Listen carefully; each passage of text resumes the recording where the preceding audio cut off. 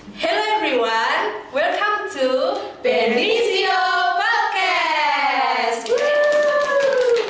Before we start, let's say our jargon.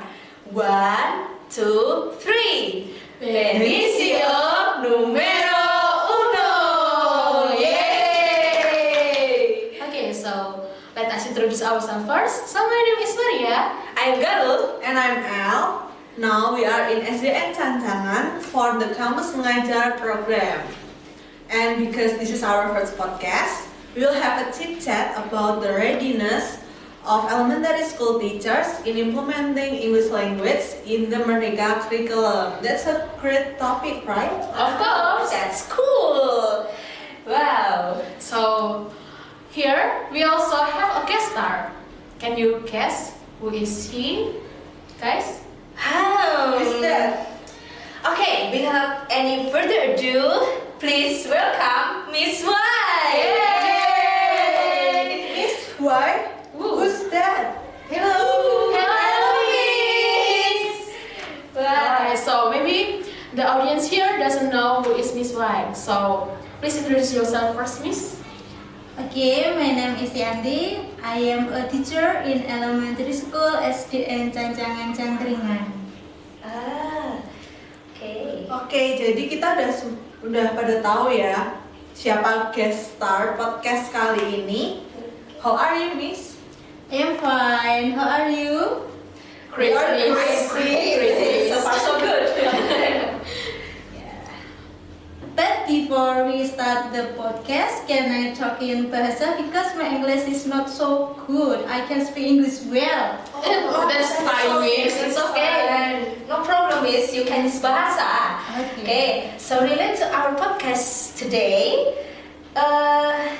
Can we start now? Yes. Yeah. Okay. I will ask you a question. Pandangan guru terhadap pendidikan di Indonesia itu seperti apa ya, Miss?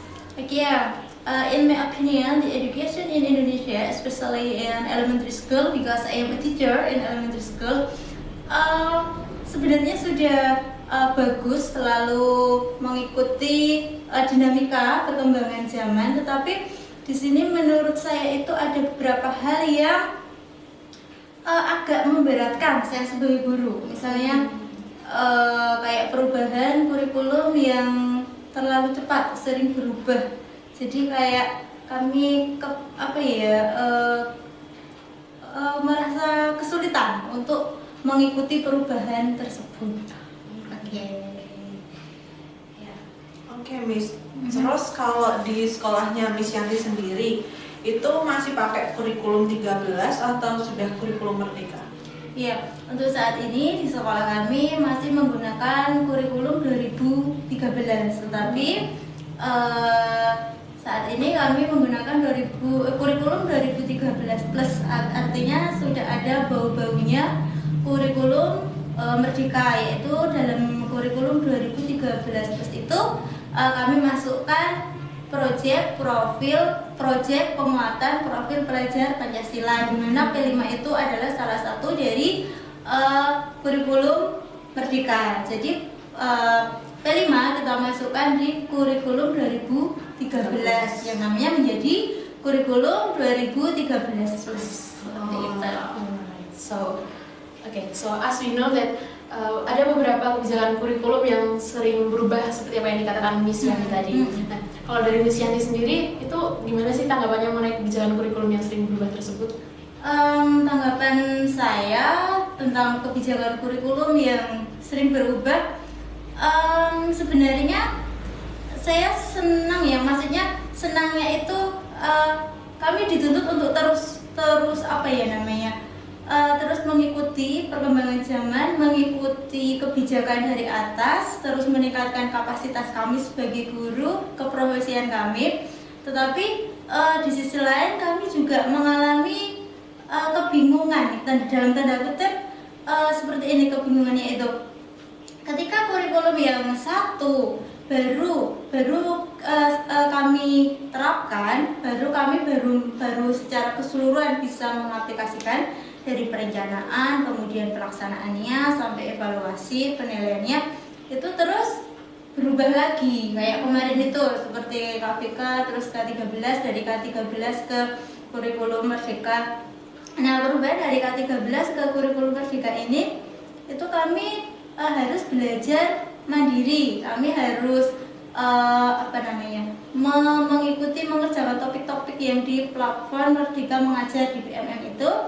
Nah, sedangkan kami sendiri di kurikulum 2013 itu untuk penilaiannya sendiri masih belum benar-benar belum paham, karena di situ sangat detail untuk penilaiannya yang kurikulum 2013. Terus kami harus mengikuti kebijakan tahun depan itu untuk menerapkan kurikulum Merdeka. Nah, dengan seperti itu ya kami harus tetap mengikuti kebijakan belajar sesama guru kelas 1. Ini maunya seperti apa kebijakannya itu, yang dikarepke itu seperti apa, kami harus pelajari, kami harus menyesuaikan dan semaksimalnya kita terapkan di kelas. Adaptasi gitu ya. Iya, adaptasi. Mau tidak mau beradaptasi. Iya. Iya. Oke. Ya, karena dengar-dengar nih di kurikulum Merdeka nanti itu ada pelajaran bahasa Inggris, apakah betul? Iya, betul. Dan saya sebagai guru di sini bersyukur sekali pelajaran bahasa Inggris itu ada secara struktur kurikulum, ada di kurikulum 2013 karena kemarin di kurikulum Merdeka. Karena kemarin di kurikulum 2013 itu mapel bahasa Inggris itu tidak masuk di struktur seperti itu.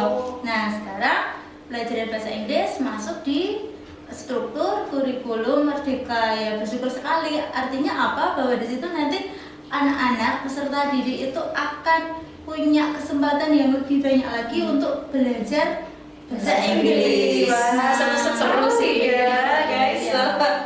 Oke, ya.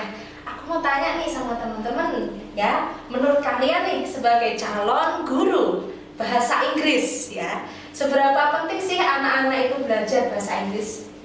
For me that's very important ya. Yeah. Because nowadays kita bisa lihat kalau bahasa Inggris sudah ditetapin jadi bahasa internasional. Terus Indonesia juga jadi bahasa kedua ya. Second language. Jadi menurutku itu sangat penting buat anak-anak belajar bahasa Inggris sedari kecil. Oh iya. Kalau menurut saya nih bahasa Inggris itu sangat penting, terutama di dunia anak-anak sekarang yang sedang lekat dengan media sosial, betul? Betul. Ya, media sosial sangat dekat dengan anak-anak, mulai dari game, mulai dari apa lagi ya? Media sosial, aplikasi-aplikasi yang sekarang banyak menggunakan bahasa Inggris. Itu sangat penting bahasa Inggris di situ karena anak-anak harus bisa memahami bahasa Inggris karena supaya tidak terjerumus di hal-hal yang tidak kita harapkan nantinya kan? Ya, betul. betul. Ya, oke. Bagaimana, Marben? Oke, so in my opinion, tadi kan apa yang dikatakan El, kalau bahasa Inggris itu adalah second language, gitu ya. Jadi itu menurutku penting banget karena misalkan kita udah belajar bahasa Inggris dari kecil, itu nanti untuk ke jenjang berikutnya, misalkan dari SD, lanjut ke SMP, ke SMA, bahkan kuliah pun bahasa Inggris itu selalu digunakan. Dan terlebih juga dalam nantinya kalau di pekerjaan itu juga kebanyakan perusahaan-perusahaan itu juga mencari yang bisa berbahasa Inggris itu menjadi poin plus gitu sih kalau dari aku ya penting banget bahasa Inggris dari kecil. Gitu. Wah, sounds interesting ya. Next. Alright, so kita balik lagi nih ke Miss-nya. Kalau selama Miss mengajar di sekolah sendiri, apakah anak-anak itu termotivasi belajar bahasa Inggris, Miss? Ya, sejauh ini menurut saya anak-anak termotivasi untuk belajar bahasa Inggris. Saya melihatnya dari ketika anak-anak rame kelas 1 itu kan nggak bisa duduk tenang dalam waktu lama ya. Mungkin mereka bisa duduk tenang itu nggak lebih dari 10 menit. Bisa duduk tenang itu 5-7 menit itu udah bersyukur. Mereka itu senangnya lari-larian, ya pokoknya yang melibatkan kegiatan motorik gitu ya. Nah, ketika seperti itu, dalam kondisi seperti itu kan saya harus pintar-pintar narik perhatian mereka. Biasanya di situ kadang saya menyampaikan yel biar balik lagi, atau sesekali juga saya mengucapkan bahasa Inggris, are you ready? Nah, mereka langsung seret, iya saya ready. Nah, seperti itu. Jadi dengan kata-kata seperti itu saya bisa menyimpulkan bahwa anak-anak itu kayaknya suka ini dengan bahasa Inggris, tertarik seperti itu. Ada rasa penasarannya gitu ya? Iya, ada rasa penasarannya. Lalu Miss, bagaimana sih meningkatkan minat anak-anak dalam belajar bahasa Inggris, Miss? Kalau menurut Miss Yanti sendiri? Iya, kalau menurut saya supaya anak-anak itu lebih termotivasi untuk belajar bahasa Inggris, mungkin kalau anak kelas 1 ketika kita terangkan pentingnya bahasa Inggris untuk ini mungkin mereka masih sulit ya untuk memahami, belum paham gitu. Nah, kalau untuk anak kelas 1 karena saya ngajar kelas 1, nah di situ biasanya bukan biasanya, saya pernah menampilkan itu cerita bergambar, satu dalam bahasa Indonesia, satu dalam bahasa Inggris. Nah, itu kan di situ, nah itu ada beberapa anak yang tertarik melihat huruf-huruf bahasa Inggris di situ. Kan ada banyak yang double konsonan dalam bahasa Inggris. Nah, itu tuh anak-anak ini, Bu Guru itu bahasanya bagaimana? Itu apa Bu Guru? Nah, seperti itu. Nah, dari situ saya memberi pengertian sedikit bahwa oh ini bahasa Inggris. Besok kalian juga belajar bahasa Inggris. Sekarang yang ini dulu, belum waktunya belajar yang ini. Terus, nah tapi malah justru anak-anak tuh kadang malah kayak disuruh, penasaran toh, kembali lagi ke sini, Bu itu bahasanya apa? Besok ya kapan Bu Guru belajar bahasa Inggrisnya gitu. Ketika saya nanti mengucapkan besok ya, kalau SMP kan mereka ya masih lama banget gitu toh, masih 6 tahun 7 tahun. Jadi di situ besok ya ada waktunya. Nah, dengan bertanya seperti itu kan mereka ada keinginan, ada motivasi untuk belajar bahasa Inggris. Nah, kemudian saya beri motivasi bahwa nanti kalian belajar bahasa Inggris, kalian tahu nih kalau bisa belajar bahasa Inggris, tahu nih maksudnya ceritanya tuh apa, tanpa harus melihat yang bahasa Indonesia. Salah satunya seperti Menarik ya? Menarik sekali. Oke. Bagaimana sejauh ini Bu persiapan Ibu dalam mengimplementasikan bahasa Inggris pada kurikulum di sekolah? Iya, kalau saat ini kami belum menyiapkan untuk yang pelajaran bahasa Inggris, karena untuk tahun depan kami masih menyiapkan kami sebagai guru kelas, jadi masih menyiapkan kami sebagai guru kelas. Kalau untuk bahasa Inggris sendiri maksudnya belum detail, nanti mau penerapannya seperti apa, metodenya, atau mau dibuat outing kelas atau di dalam, kami belum, cuma sudah ada sudah ada rencana di sini bahwa nanti tahun ajaran baru itu kami akan memberi anak-anak pembelajaran bahasa Inggris. Mungkin nanti awal-awal dengan nyanyian dulu mungkin, ya kita dengarkan dulu lagu-lagu, kemudian yang mudah dipahami dengan gerakan, misalnya when you're happy and you know it, clap your hands. Dengan hal-hal yang menyenangkan, nah yang tidak disadari bahwa mereka itu belajar sebenarnya. Mungkin seperti itu nanti. Wah, sounds interesting ya guys. Bagus sekali nih. Nah, untuk penutup hari ini yang tentunya topik podcast sangat menarik sekali dari tadi ya. Adakah saran dari Miss buat mahasiswa pendidikan bahasa Inggris yang nantinya akan terjun ke dalam dunia pendidikan? Oke, saran saya berdasarkan pengalaman pribadi. Dulu tuh saya nggak suka pelajaran bahasa Inggris karena dalam image saya itu bahasa Inggris itu susah. Terus gurunya galak, dan itu ternyata benar. Saya temui di SMP titik-titik. Kok gurunya tuh jelas orangnya nangke. Maksudnya udah nggak ada aura ramahnya. Terus ketika masuk itu hanya beliaunya itu nggak ada basa-basinya good morning, how are you, nggak ada. Paling cuma terus nulis di papan tulis, kerjakan ini seperti harus tugas gitu.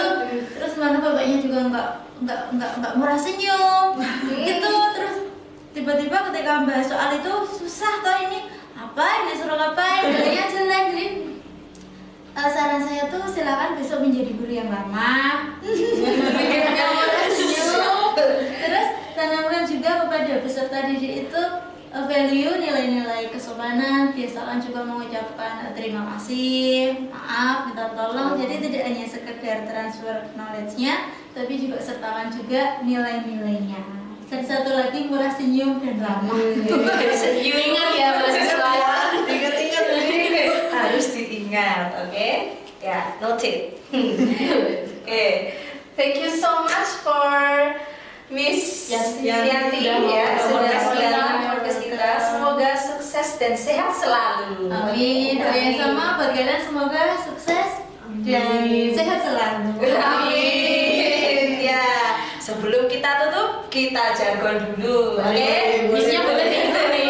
Boleh ikut ya. Gimana jargonnya? Okay, let's say our jargon. 1, 2, 3. Benisi.